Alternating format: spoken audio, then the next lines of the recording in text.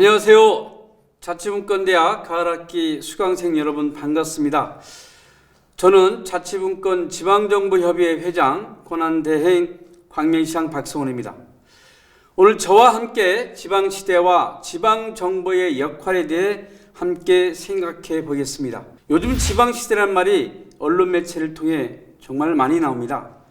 현 윤석열 정부의 국정목표 중 6번째가 대한민국 어디서나 살기 좋은 지방시대고, 행정안전부 대통령실 업무보고에서는 대한민국 어디서나 살기 좋은 지방시대를 구현하겠다고 했습니다. 그리고 자치분권위원회와 국가균형발전위원회를 통합한 지방시대위원회 설치가 될 예정입니다. 지방시대란 무엇일까 생각해 봤습니다. 국가균형발전위원회에서는 지방시대를 이렇게 말하고 있습니다. 지방이 주도적으로 국민의 행복 증진과 국가 발전에 중추적인 역할을 하여 국민 모두가 어디에 살든 균등한 기회를 누리는 사회, 과연 그것이 가능한 걸까요? 국민 모두가 어디에 살든 균등한 기회를 누리는 사회가 지방시대는 아닌 것 같다는 저의 개인적인 생각이 듭니다. 진정한 지방시대가 되기 위해서는 세 가지의 확실한 개념이 있어야 한다고 생각합니다. 국가에 살면서는 국민, 영토, 주권이죠. 그럼 지방시대에 살면서는 무엇일까요? 바로 주민, 지역의 유전자, 지방정부라고 저는 생각합니다. 첫 번째 지방시대의 요소는 주민입니다. 그냥 주민을 말하는 것이 아니고 주권자로서의 주민이 있어야 합니다.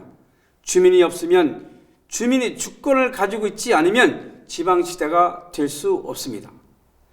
선거를 한다고 주권이 있는 걸까요? 참여를 하라고는 하는데 참여할 것이 과연 많습니까? 주권자의 주민이 되기 위해서는 지역법, 로컬 룰을 만들고 정부를 구성하고 운영할 주체로 설 수 있어야 합니다. 최소한의 주권이 실현될 수 있다는 것은 스스로 다스릴 수 있는 환경, 즉 자치가 마련되어야 한다는 의미입니다. 지방시대의 두 번째 요소는 지역 유전자입니다. 지역 유전자는 지역민의 그 지역의 고유한 특성이겠죠. 그 지역의 자연환경, 문화, 사람에게서 찾고 키워서 그 지역 성장의 재료로 쓰일 소중한 자원인 것입니다.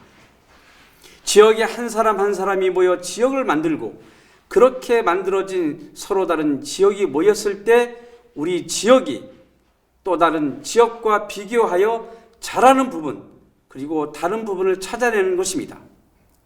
우리 지역을 살리기 위한 고유한 자원을 가지고 있지 않으면 지방이 아니고 지방시대 또한 열 수 없다고 저는 확신합니다.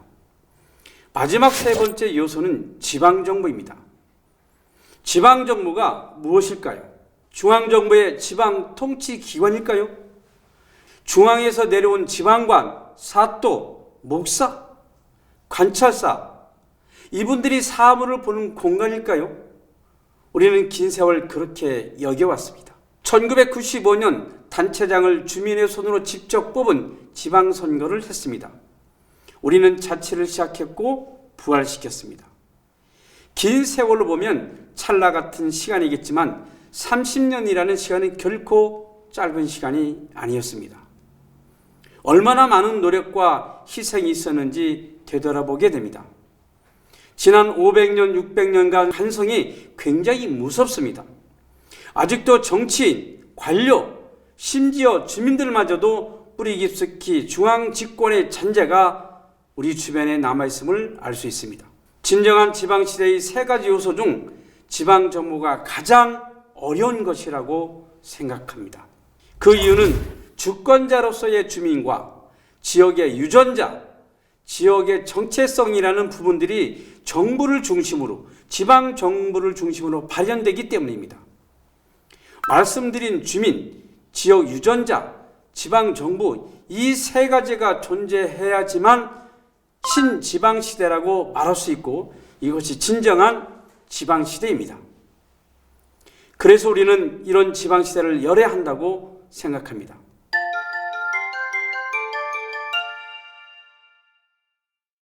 그럼 지방시대는 왜 필요할까요? 당위적으로, 천부적으로 지방자치는 주권자의 영역입니다. 그래서 지방자치를 민주주의의 기둥이라고 하는데요. 가까운 데부터 내 주권을 잘 실현할 수 있는 방법은 지방자치밖에 없습니다. 우리는 주민주권을 잘 수행할 수 있는 방법에 대해 함께 고민을 해야 합니다. 그것이 결국 민주주의이기 때문입니다. 그렇다면 민주주의 때문에만 지방시대가 필요한가요? 당위적으로 당연히 해야 하는 건 맞지만 지방시대는 우리의 삶을 풍요롭게 해줍니다. 우리가 필요한 자원을 키우고 우리 지역을 경영함으로써 그걸 통해 공동체의 일원으로서 보람을 느끼고 우리가 키운 자원은 우리의 미래의 먹거리가 되는 것입니다. 무슨 말이냐면 지방자치는 높은 효율성을 가진다는 말입니다. 스위스 아펜첼을 사례로 들어보겠습니다. 아펜첼은 스위스 북동부 끝에 위치해 있는 칸톤인데, 즉 우리로 치면 경기도와 같다고 보면 됩니다. 종교 분쟁의 영향으로 아펜첼 이노르덴과 아펜첼 아우소르덴 반주 2분의 1주가 합쳐서 한 개의 주가 되었습니다. 매년 4월 또는 5월 마지막 일요일에 집적 민주제의 하나로 주의 최고 의결기구인 란츠 게마인대가 열리는데, 이때 주민이 안건을 상정하고 상정되는 안건을 주민들이 직접 손을 들어 결정합니다. 그리고 아펜첼 맥주와 스위스 3대 치즈 중 하나인 아펜첼 치즈도 세계적으로 유명합니다. 아펜첼은 자기 지역에서 생산되는 원재료로 지역의 맛을 만들고 지역의 문화로, 지역의 경쟁력으로, 더 나아가 국가 브랜드가 되어 아펜첼 주민의 삶이 풍요로워졌습니다. 지방시대는 행복한 공동체를 만듭니다.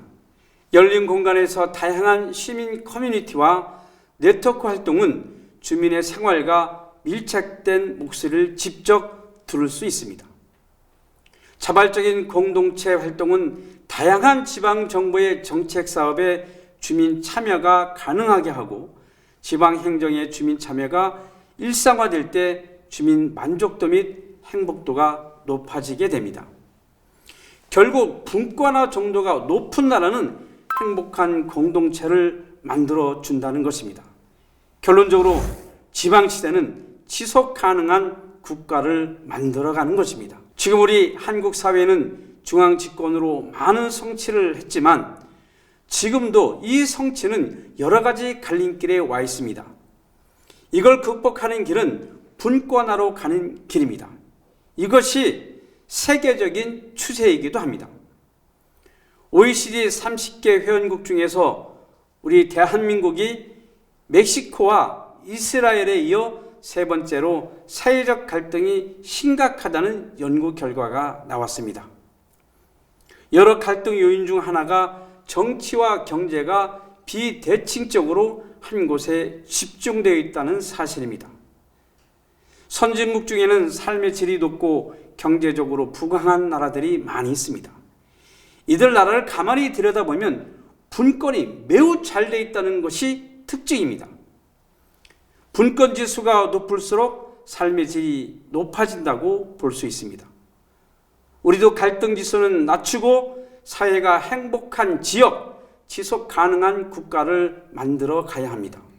마지막으로 현대 사회는 지역의 다양성과 창의성으로 주도적인 성장을 해야 합니다. 국가가 지금까지 균형 발전을 하겠노라고 굉장히 많은 돈과 노력을 쏟아부었습니다. 돈을 안 쓴 게 아닙니다. 그런데 여러분은 균형 발전이 잘 되고 있다고 생각하십니까?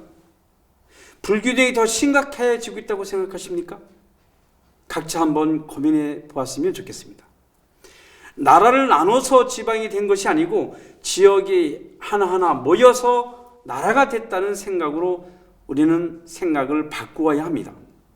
이 말은 지역이 성장할 수 있도록 중앙이 보태는 것이지 중앙이 성장하는데 지역이 따라가는 것이 아니다, 하라라는 의미입니다. 지역주도 성장은 이제는 반대하는 사람이 없습니다. 그런데 지역이 주도하려면 무엇을 해야 하겠습니까? 거기에 대해선 제자리 걸음을 하고 있는 듯합니다. 왜냐? 지역은 주도 성장하겠다는 생각을 해야 하고 중앙은 지방을 믿고 선분권해야 하는데 중앙이 다 쥐고 있으면서 지역 주도로 성장을 해야 한다는 건 모순입니다. 중앙의 선분권이 당연하다고 생각하지만 우리는 분권만 얘기해서는 안 됩니다. 대한민국 곳곳에서 다양한 색깔을 내며 지역 주도 성장을 할 때, 다양한 형태로 지역이 존재할 때 세계적인 경쟁력이 생기고 부강한 나라가 될 수 있습니다.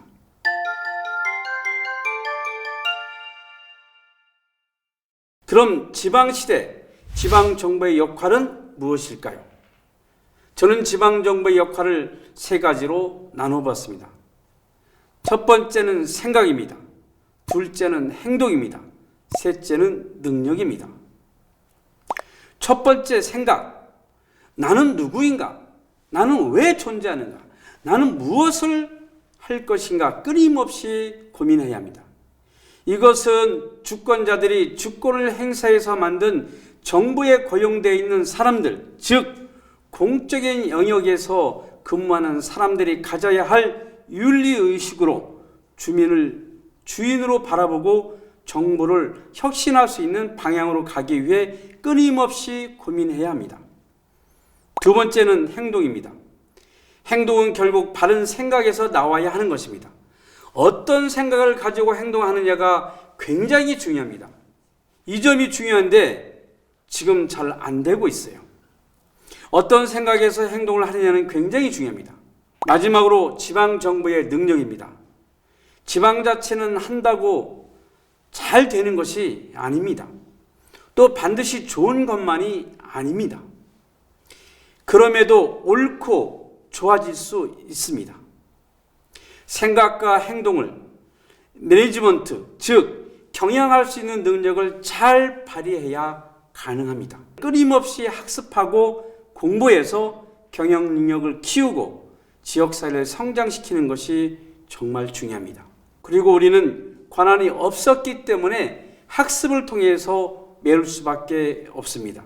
해본 경험이 많지 않기 때문입니다.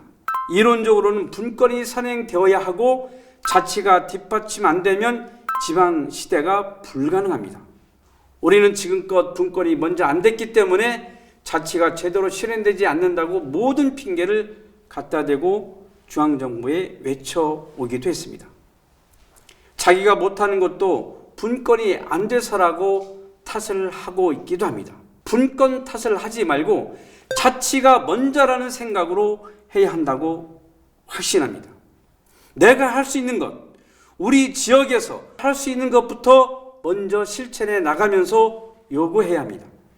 그렇다면 지방시대 주민의 역할은 무엇일까요?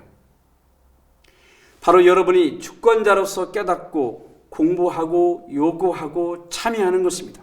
그리고 지방정부를 지지하고 응원해 주어야 합니다. 자치분권 지방정부 협의회를 통해 자치분권 대학을 만들어가는 것도 적극적으로 응원해 주셨으면 좋겠습니다. 수강생분들께서 살고 계시는 마을에 주민총회, 주민참여예산제, 주민세 마을사업 등 여러 경로를 통해 우선 부족하더라도 실망하지 마시고 끝까지 참여하시면 좋겠습니다. 수강생 여러분, 우리 함께 지방시대를 열어갑시다. 주민, 지역 유전자, 자치할 준비가 되어 있는 지방정부, 이 세 가지가 잘 성장되면 진정한 신지방시대가 열릴 것입니다. 조선시대에도 지방시대였고 고려시대에도 지방시대였는데 왜 지방시대냐? 그 지방시대는 공화정 시대의 주권이 살아있는 주민의 정부가 아니었다는 것입니다. 진정한 지방시대는 이 세 요소를 어떻게 성장시키냐의 문제입니다. 모두가 잘 살고 대한민국을 서울처럼 만든다고 해서 지방시대가 되느냐? 자치는 우리 지역에 맞는, 우리 지역의 특성에 맞는 자원을 가지고 우리가 다른 지역보다 더 잘 살도록 만드는 것이 자치이고, 이를 통해 끊임없이 지역 간에 경쟁하는 것, 광명시가 시흥시와, 시흥시가 안산시와 경쟁하는 것, 이것이 지역 발전의 선순환 구조를 만들어내는 것이 지방자치인 것입니다. 여러분, 우리 함께 지방시대를 열어갑시다. 자치와 분권으로 함께 열어갑시다. 감사합니다.